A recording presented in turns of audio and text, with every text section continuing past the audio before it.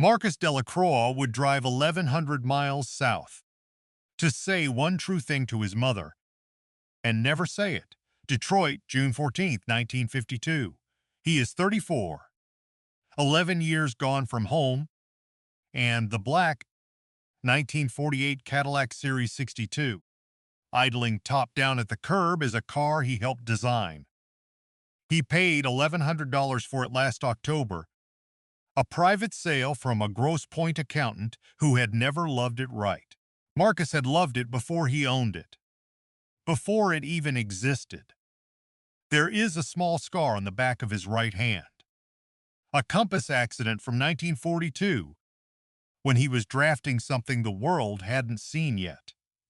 The car carries that work in its rear fenders. Selfridge Field Air Base, August 1941. Harley Earl stood at the tarmac's edge and watched a Lockheed P-38 Lightning roll past. Twin tail booms sharp against the morning sky.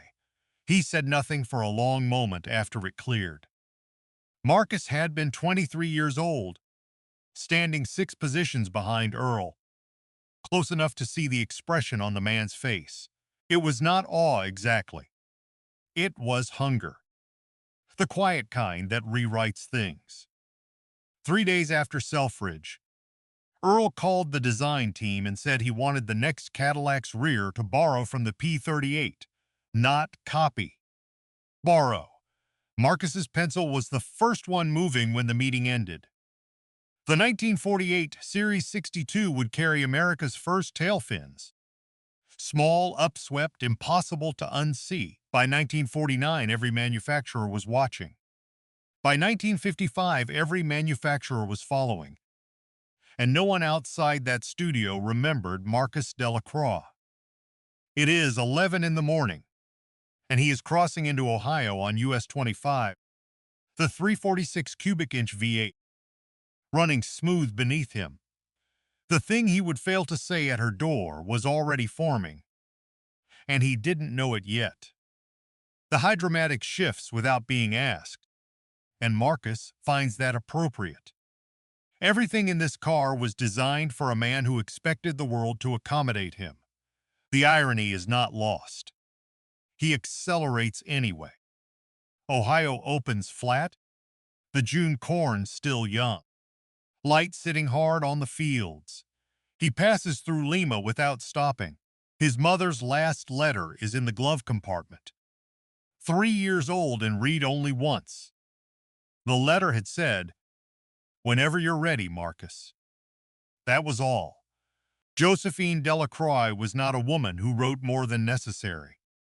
She was a woman who trusted you to understand what the necessary meant. He stops for gas outside Dayton, where a young attendant circles the Cadillac twice and says he has never seen a car built like that. Marcus thanks him and pays. He does not explain where the shape came from.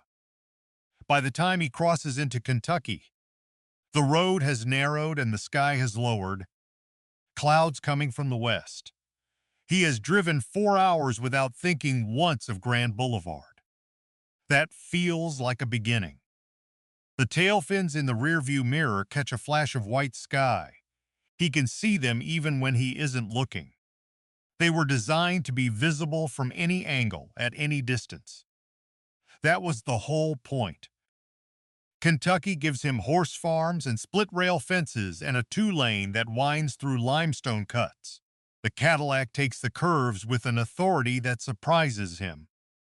It weighs 4,200 pounds, and moves like it owes the road nothing. He designed the rear of this car. He drew the fins in 27 iterations before Earl accepted the proportion. He never designed the front. That belongs to someone else's pencil and credit line.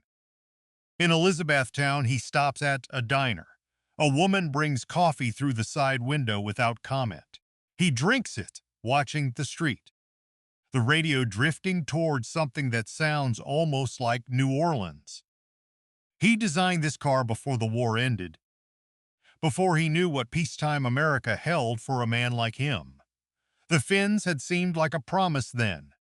He is still deciding what kind. South of Bowling Green, the road softens, limestone giving way to red clay, the car settling differently beneath him. What Marcus didn't know was that his mother would find the fins before she ever found his face. He had been promoted twice at GM, credit going both times to supervisors whose only contribution was their initials on the presentation folder. He had not been surprised either time. That was its own kind of sorrow. Nashville by late afternoon, the Cumberland catching the last flat light as he crosses the old bridge without stopping. What waited for him in New Orleans was the conversation he had spent 11 years avoiding, and it was closing in fast. Before we follow Marcus any further, if this is the kind of story you've been looking for, subscribe to the channel. Every video here is built around a real car, a real road, and a life that changed somewhere on the asphalt. No filler. If that matters to you, the subscribe button is as you tell us, and leave a comment. If you've ever driven a car designed by someone whose name you'll never know, tell us what it felt like.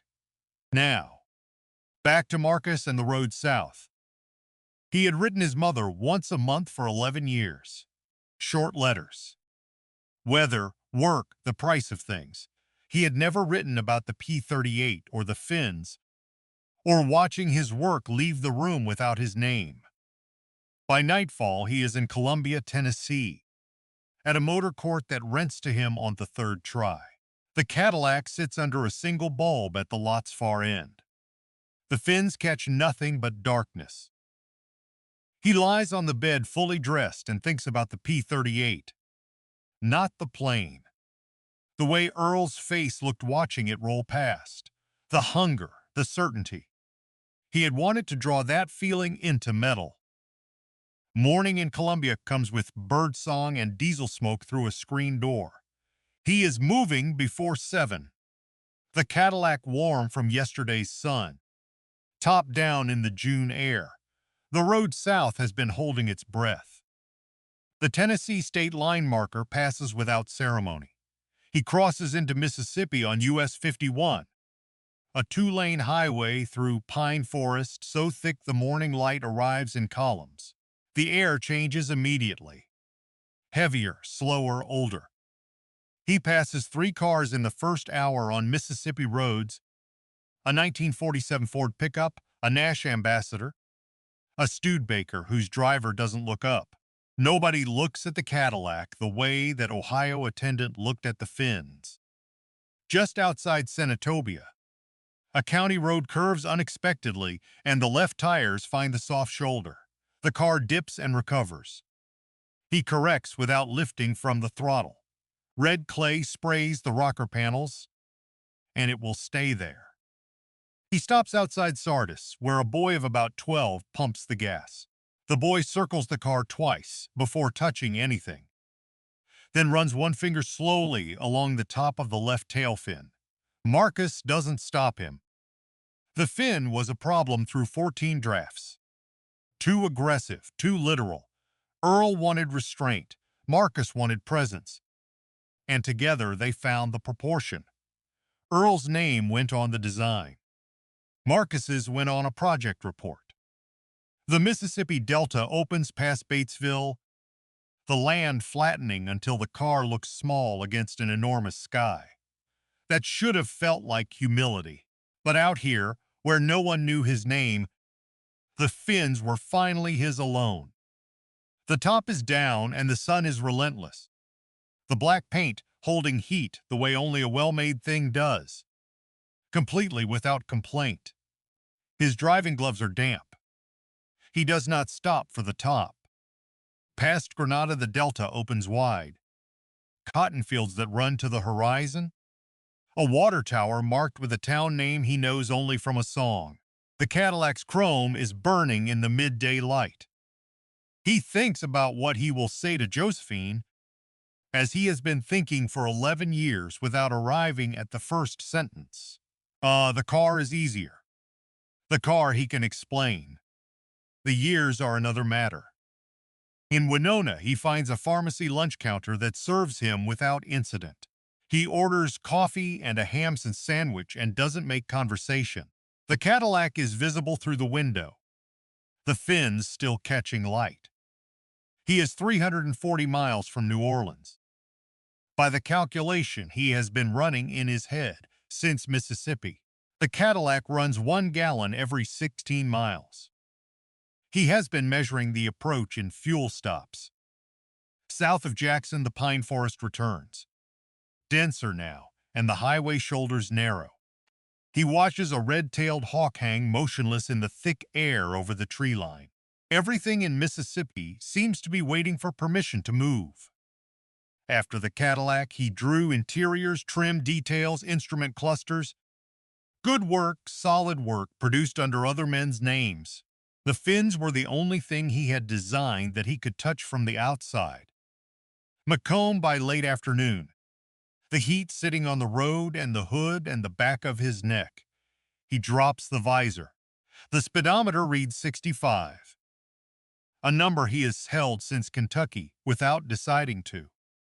He crosses into Louisiana near sunset. The state line marked by a bridge over the Bogue-Chitto River, the water low and brown and still. He says something to the car that he does not say out loud. Louisiana air is a different material than Mississippi, thicker with cypress and river mud in it, something that roots you before you've stopped moving. He exhales for what feels like the first time in 2 days. He stops outside Bogalusa for a Coca-Cola and boiled peanuts, and the woman at the stand hands him the bag without looking at the car. She hopes it stays cool tonight. He thinks it will. He has one photograph of Josephine in his wallet, taken the year he left, 1939. She stands in the Treme Street yard in a good dress, squinting at the camera like she expected him back sooner. Dark falls fast south of Bogalusa, the road tunneling into live oak canopy, Spanish moss brushing the air on either side. He puts the headlights on and watches the chrome consume the light and give it back differently.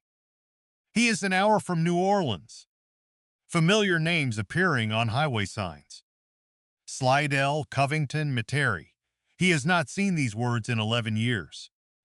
They arrive in the headlights like faces he had stopped expecting. He crosses Lake Pontchartrain on US 11. The water black on both sides and the sky starless above the city glow ahead. The Cadillac's headlights touch nothing but road and the long, flat dark of the lake. New Orleans appears first as light and then as smell. Night jasmine, frying oil, the warm breath of the river 2 miles away. He drives through the Treme once slowly, letting the streets remember him before he stops. The house on St. Claude is still where the letter said. The porch light is on. Josephine is at the screen door when the Cadillac stops. He had sent a telegram from Detroit, and she had been ready. She looks at the car first, finds the fins, traces the chrome, settles on the black paint carrying 1,000 miles of road. Then she looks at him and she says, "You're thin." He says, "I know, Mama." Marcus stayed in New Orleans 3 weeks, then drove the Cadillac back to Detroit. 11 months later, he left GM for a Cincinnati coach builder, and he never told them he had drawn the fins. The car kept that. If these road stories are what you want to keep watching, subscribe to the channel. More cars, more roads, more lives lived behind a steering wheel that meant something. And if you ever drove a car like this, or knew someone who did, tell us in the comments. What car? What road? Where it took you? The cars remember everything. So do the people who drove them.